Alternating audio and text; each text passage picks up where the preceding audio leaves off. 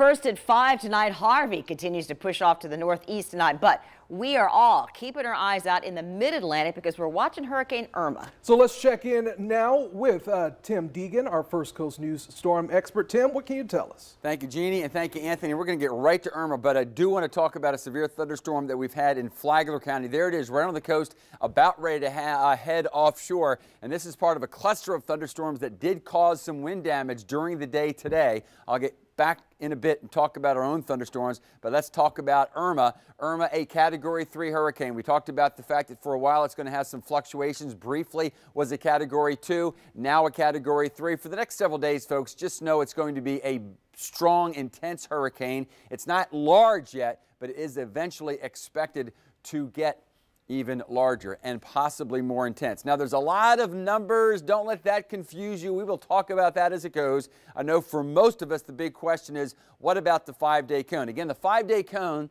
takes Irma in 5 days to what we call the Lesser Antilles. Think maybe the Virgin Islands. After that, very near, if not over, Puerto Rico. And then we wonder. Again, that's 5 days away. So 5 days away, Hurricane Irma, a major hurricane, I suspect at that point still. Maybe a Category 3, maybe a Category 4, can't rule out a Category 5.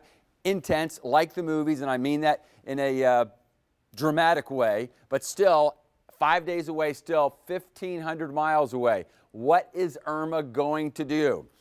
Big ifs, but I can break it down for you. This is what I think.